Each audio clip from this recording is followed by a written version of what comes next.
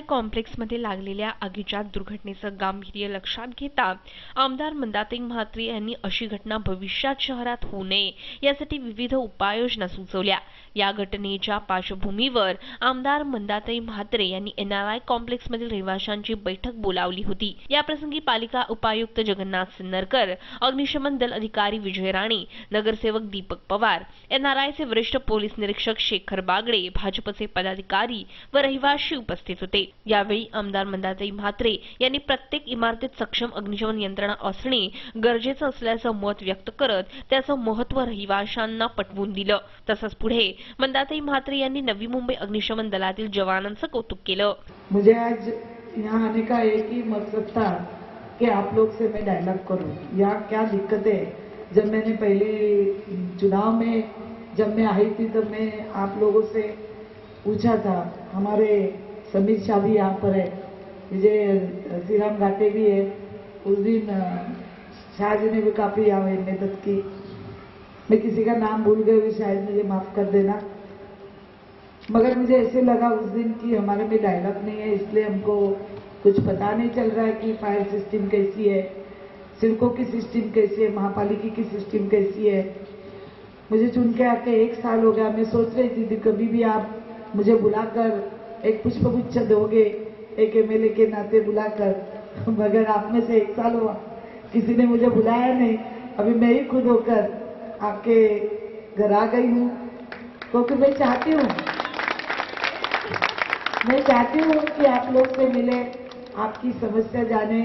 समस्या नहीं भी है तो भी डायलॉग तो हो सकता है, सुख दुख का हो सकता है, विचारों का हो सकता है।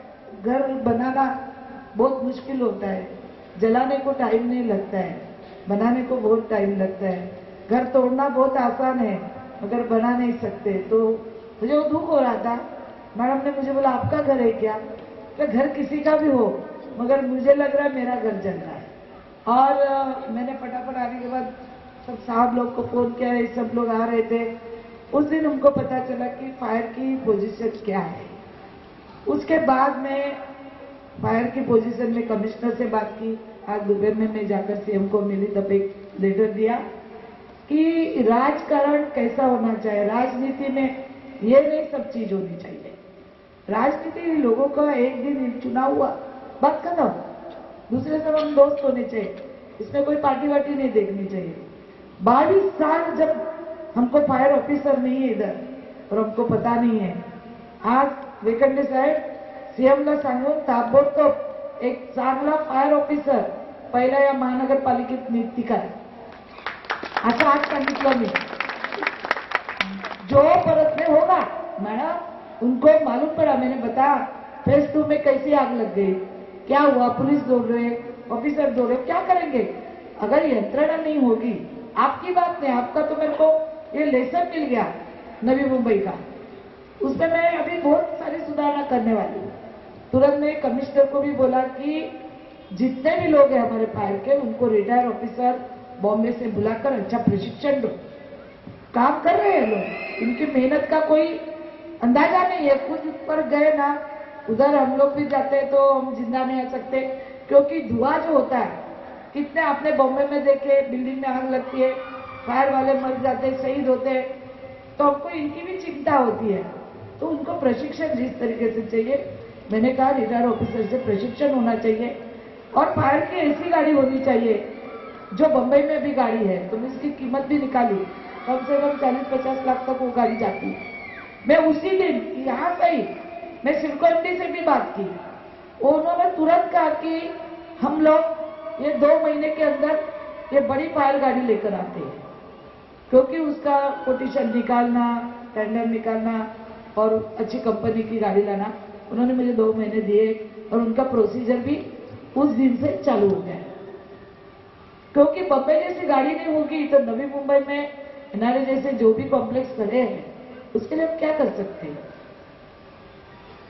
पालिका को भी कहा कि टैंकर का जो पानी है, उस दिन पंप है, यहाँ से हम पानी नहीं ले सकते थे ना, आपका चल रहा था ना उनका। जब मुंबई से गाड़ी आई, मुंबई का गाड़ी का पंप चला, तब हम उनका खत्म होने के बाद ये पानी यूज कर सकते। तो हमारे बच्चे भी रहते, उसका सेफ्टी होना बहुत जरूरी है। इतनी ऊंची ऊंची बिल्डिंग है, मगर उसके अंदर फायर सिस्टम अगर काम नहीं करता होगा तो यहाँ रहने से कोई मतलब भी नहीं होता बनता है।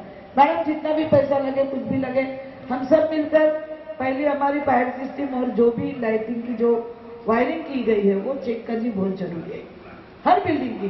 भले आग लगो नहीं लगो, आग लगने की हम राह नहीं देखनी चाहिए कि आग लगेगी फिर हम बिल्डिंग को अच्छा बनाएंगे। और जितना भी हमारे टेरेस में सीढ़ी में जो भी सामान हम रखते हैं ना, वो नहीं रखना चाहिए। तो ये छोटे छोटे हादसे, इसको अपन लोगों ने, जितनी सुविधा है उतनी तकलीफें ज्यादा है, तो उस सुविधा को भी अपन नजरअंदाज नहीं करना चाहिए। और इसीलिए मैंने वो सोचा कि आपसे आकर मैं बात करूं। इस बहाने दिवाली भी है, आपको दिवाली की भी शुभेच्छा दूं। अपना मनोगत है तो मुझे आप बता सकते हैं, मैं लिख कर लूंगी। अगर यहाँ कुछ कमियां हैं और आप कुछ करना चाहते हैं अच्छा, तो मैं जरूर आपके साथ में हूँ। आपने मुझे इतना भारी वोट देकर मुझे जिताया है, कुछ विश्वास से मुझे आपने जिताया है, तो उसके लिए मेरा फर्ज बनता है कि आपको मैं हर टाइम सहयोग करना चाहिए। उस दिन मैं यहाँ थी तो तुरंत आ गई, शायद मैं अभी देखो बॉम्बे में थी, तो अगर कुछ होता है तो हम लोग नहीं आ सकते, मगर फिर भी हम फोन पे सबको काम पे लगाते। हम लोग ने उस दिन फटाफट मुंबई में, मैं बोला ये हो नहीं सकते, अपने को बाहर से फायर लानी ही पड़ेगी। जब मेरे इधर आग लगी थी तो 10-10 गाड़ी पनवेल से आई थी, मगर हमारा क्या चौथा पांचवा माला था, माले की बिल्डिंग थी, तो इतना ये नहीं हुआ और आग नीचे लगी थी। मगर जैसे जैसे ऑयल पेंट बहता जाता था वैसे वैसे आग पूरा बिल्डिंग में चारों ओर से गिर रही थी। तो धुएं से ही इंसान खत्म हो सकता है। और ये लोग ने काफी बहुत ही उस दिन मेहनत की। मैं सच्ची बोलती हूँ रानी जी, आपको बहुत बहुत सलाम। आप जैसे ऑफिसर है करके हम लोग सुरक्षित रह सकते हैं। जैसे देश के लिए जवान लोग होते वो हमारी सुरक्षा करते, इसलिए हम लोग आज यहाँ नींद अच्छी से निकाल सकते। आप लोग ने काफी अच्छा काम किया। हम लोग सभी लोग मिलकर आपको बहुत धन्यवाद देना चाहते हैं। या प्रसंगी आमदार मंदाताई म्हात्रे व NRI कॉम्प्लेक्स मधील रहिवाशांमध्ये विविध विषयांवर चर्चा झाली। व्हिडिओ जर्नलिस्ट सूरज कांबळे, MVTV।